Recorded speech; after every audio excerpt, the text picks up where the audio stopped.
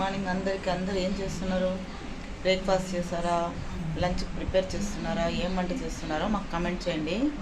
మాదైతే house hold work అయితే finish అయిపోయింది. లంచ్ అంతా ప్రిపేర్ చేసేస్తాము మధ్యాహ్నంకి.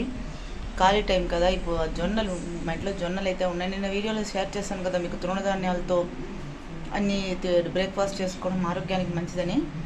జొన్నలు అయితే ఉంటే అది చూసుకోలేదు మేము, కొంచెం పాతపడినట్టుంటే కొంచెం దాన్ని క్లీన్ చేసి ఎండబెట్టామన్నమాట. రండి వీడియోలోకి చూపిస్తాను మీకు.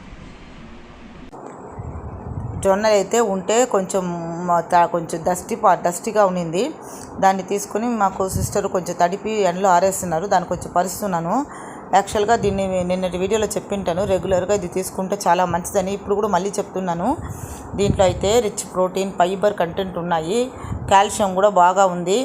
కాల్షియం కావాలనుకున్న ఎముకలు నరాల పుష్టికంతా ఇది చాలా మంచిది. ఇకపోతే జీర్ణ సమస్యలతో బాధపడేవారు దీన్ని లక్షణంగా తీసుకోవచ్చు. గ్లూటెన్ ఫ్రీ ఫుడ్ అనమాట ఇది. దీన్ని గంజి చేసుకున్నా సరే, అంబలి చేసుకున్నా సరే, రొట్టెలు చేసుకున్నా సరే చాలా మంచిది.